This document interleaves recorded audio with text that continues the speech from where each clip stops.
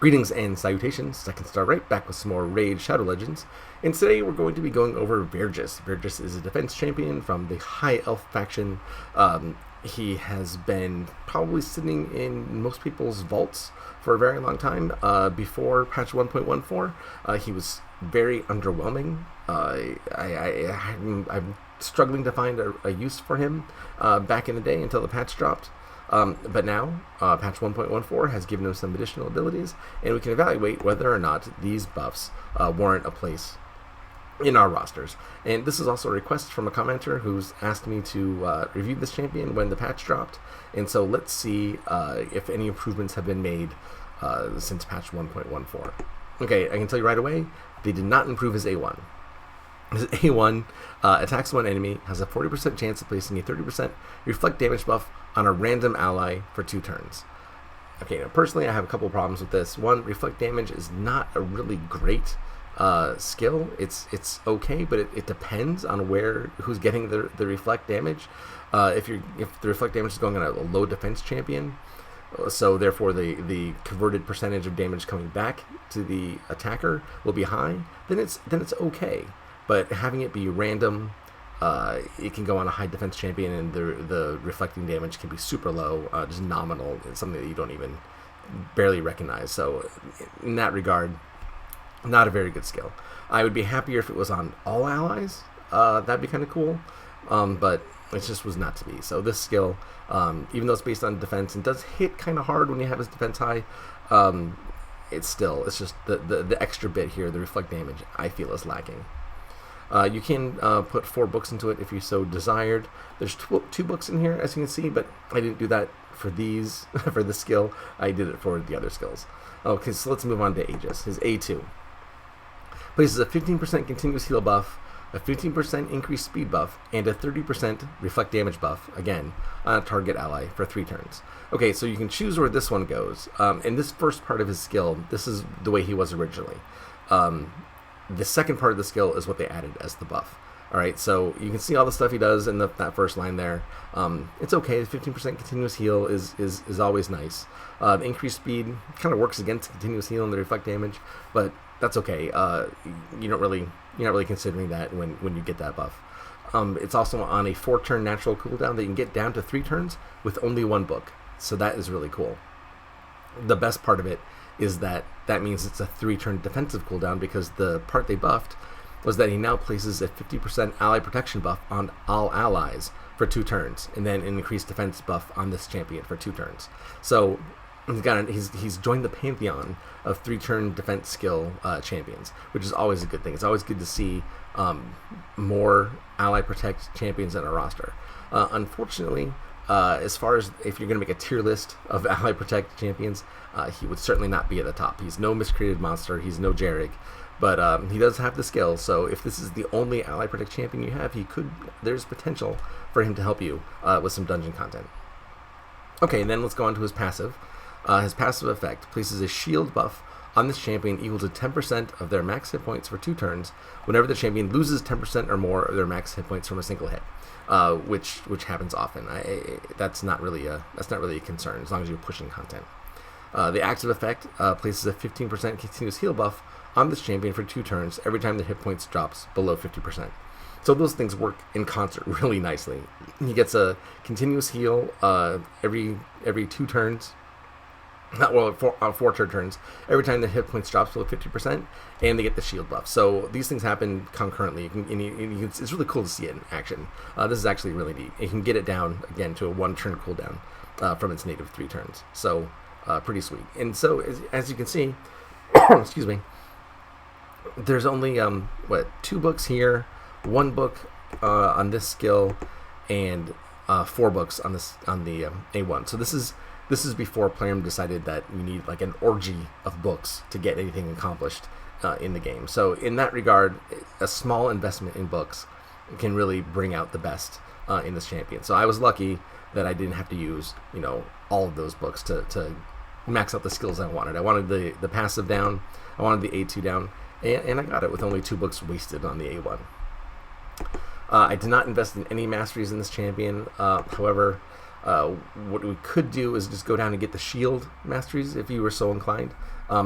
Ultimately, after testing, I decided that was unnecessary for the purposes here. I think you could probably get a good enough idea of what the champion is capable of without going down that path. As for artifacts, let's look at his total stats first.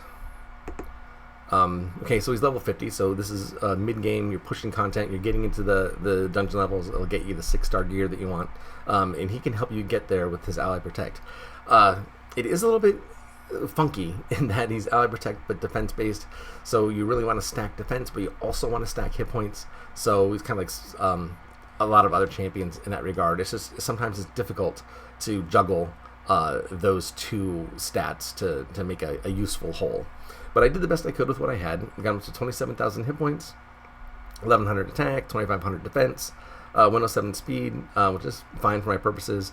Crit rate's low. It's not really what I had. 115 critical damage. We don't really need any accuracy, so I did not worry too much about that, and then just whatever resistance I had on my gear. What I tried to do was put him in this set right here. Is it Frenzy? Reflex, I'm sorry. I put him in a reflex set, hoping that because he only has 2 active skills, I was hoping that I can get that 3-turn defensive cooldown to occasionally get down to a 2-turn defensive cooldown, which does happen a couple times, and it's pretty cool to see that happen. So because he only has the 2 active skills and then the passive, he does the opportunity to get his Ally Protect up more often is something to take advantage of, so I thought I would try that. And then I also have him in a Divine Life set to double down on his shielding skill. Okay, so that's his gear. Let's see how he performs, shall we? Alright, so first thing I do is take him into Dragon. This is just the end of the fight. This is Dragon's 13. This is the first level that has the potential to get 6-star gear. Alright, so I have him in with Foley, with Aethel. Aethel is level 60, you notice. Everyone else is level 50. But I'm imagining a scenario where your starter is up to 6 stars, but you have the rest of your team has not gotten there yet. Alright, Lord Chamfort is there for a hit point boost to lead. I have Steel Boyer in to hopefully help him get through the inhale that he does, so we don't wipe the team. And then Vergis is there in position 1. Shielding as best he can, putting in a continuous heal on a champion here and there, just doing his best to try to keep people alive. And nothing's up right now. Alright, there's the big game. I wish Steel Boyer had the better damage multiplier on that skill, but that's alright. She did her job.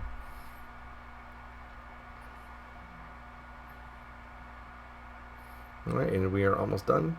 And there we go. So he did what he was supposed to do. And unfortunately, looking at the numbers, you can't really tell. The numbers here don't tell the story of his ally protection. It really did help getting through the waves. It helped on the boss. It actually really did do a good job here, even though it's kind of hard to tell. So let's bump it up a little bit. Let's take off this one and put on this one. This is slightly higher. This is 16. All right, and then we have some actual for real DPSers in here. So there's 2 schools of thought. Are you gonna get some support to make your DPS live longer, or are you gonna put in a strong DPS so they can get by on whatever meager support you put on your team composition? It all depends. Both things can work depending on who you have, what your team composition is, what gear you got. Both those things can work. This one is trying to overwhelm the opposition with damage. I just have Lord Chamfort at 50 and Vergis at 50, just trying to see if he can keep people alive. Although, with this composition at this level, it doesn't really seem to be an issue. He does something there. He puts his Aegis on. Lord Chamfort is now reflecting damage. I wish it was on someone else, but that's okay. Alright, there we can see him soaking up some damage from the Ally Protect. Alright, and that's all gone now. No, he puts it back on. Oh, I think Reflex must have kicked in because that was only 2 turns. Excellent.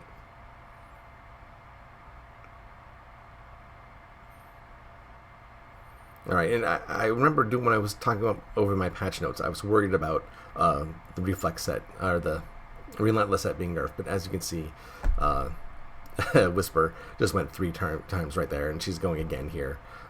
She's going ham on the dragon. So perhaps my worry over the relentless set was a bit unwarranted. And as you can see at the very end, Vergis ate the last bit of damage and died for the sake of his team. But we beat the dragon and all as well. The numbers don't tell the tale. What we see is he didn't really do any damage. He only blocked, a mediocre amount with his shield. He only healed a little bit, but again, that doesn't really tell the story. Ally Protect doesn't seem to be reflected in these numbers at all. He actually did pull his weight nicely in this fight. As you can see, it's 16. That's a Dragon 16. That's pretty high for 50s when you have mediocre gear, which is what I have on most of my champions. They're all pretty mid-game, as most of my videos you can attest to. So he did a good job keeping people alive. That's what he's here for. All right, so let's go into the next one. Here we have, excuse me, Ice Golems. A similar scenario where we have all 50s. Okay, so now it's Vergis' job to try to keep people alive, right? We have Spirit Host to try to deal with the heal down and defense down debuffs that the minions throw out, and the freezes, of course. We have Foley in here for some DPS. He's kind of a sad Foley, let's be honest, but he holds his own okay. We have Tomb Lord in here who's severely undergeared and not built at all. He's just here as an example of not being able to completely support the champion because we don't quite have the DPS to get through the second wave, and so Tomb Lord unfortunately has died. Oh, hey buddy, what you doing back there? Hey, I made a picture for you and Mom and Chloe. That's fantastic. All right, well, you guys bear with me for a second. I have to see what the artist has created. Oh my gosh, I love it. I love it. I love it. What is it? This is the house. And this is a double up sprinkler with a red and blue. I love it. I think it's amazing. Thank you, buddy. All right. Where'd you put the clip? Oh, I'm sorry. It's right here. There you go. All right. Thank you. Should you shut the door? Okay. I need one of those red lights outside. This is a recording in progress. Okay. Anyway, we are here in the boss fight. We've lost Tomb Lord. We're going to lose Spirit Host. She has to reflect damage on her, but a lot of good that does, right? Stupid skill. Anyway, we're down to our last three champions, but Vergis has done his job. He's gotten us this far, right? One of the minions, Foley, has taken out of commission and will not be back, mercifully. And he's not really contributing in a damage way. He does get the occasional large hit in when he gets a crit, but that's not really what he's here for. He's here just for the ally protect and the continuous heals. And I think what this unintentionally showcases is how awesome Lord Chamfer got. Look at him; he's a beast. He will not die, and he's always died hard. I always, throw him in as a lead for my level 50 videos because he usually just lives through everything, and he is just not taking damage. I don't know what the deal is, but I'm really interested in examining that champion further because he's just beasting. He's definitely beast moding through every dungeon he's been in. He has not even faltered. It's been pretty impressive. I gotta find out what's up with that. He's not even losing his shield. It's crazy. Alright, there we go. He finally lost his shield once. Of course, it's back. Okay, so almost done. Come on, guys. Let's clean up the detritus. Alright, Aegis is back up. Nice. It's kind of interesting watching Vergis, how you see his health go down and the shield bring it back up. Yeah, it's pretty cool. It's not a bad mechanic. What it is, though, is it's self-serving. I think it would be better if the continuous heal actually went on some of the other champions rather than just him. I understand that he needs it because he's taking everyone's damage, but unfortunately, I'll give you an example of the problem I have with that. He doesn't really keep anyone alive other than taking damage. He can't be the only support, I guess is what I'm getting at. right? Foley's in lifesteal gear, so he's going to be. He kind of keeps himself alive in that regard. But watch this other fight, and I didn't do the whole thing. I just did the end. I just replaced Vergis with Hexweaver, and we got literally the exact same results. It was almost a carbon copy fight. The only difference is it was Hexweaver instead of Vergis. And Vergis is an epic, and Hexweaver is a rare. So she pulled more than her weight, and she pulled Vergis's weight. So I don't know what that says about Vergis. I think what it means is that he only heals himself, and that can't keep the team alive. Even though he has Ally Protect, and it's a huge help, he cannot do it on his own. You need to bring in another support with heals or some other, maybe everyone else in lifesteal gear, something. Vergis can't support on his own. He can't carry you just by himself. So unfortunately, he's not a miscreated monster. He's not on the same level as those other champions that can really do it on their own. They don't really need another supporting champion to pull everyone through. So that is my take on Vergis. He's okay, not great. It's great that we have another Ally Protect champion. Unfortunately, I just don't think that he's cutting it on his own. You'd have to bring in another champion to help the team heal, because Vergis, he just can't do it, unfortunately. So he can keep himself alive, he can't keep the team alive, and I think that is a problem that you're going to have if you wanted to build him.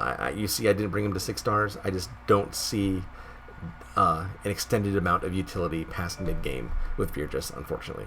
So that's my take. If you have any questions or comments, please leave them below in the comments. Throw me a like if you enjoyed what you saw, and subscribe if you can, because I would really enjoy that. I will be bringing in some more reviews as soon as I get some more silver. It takes so much to get these guys geared up, and I have an issue focusing too, so I actually have been working on like 3 or 4 different champions at the same time. I really should not get so distracted, but it's just my nature. What am I going to do? Guys, I appreciate it. Thank you, and I will see you next time. Bye.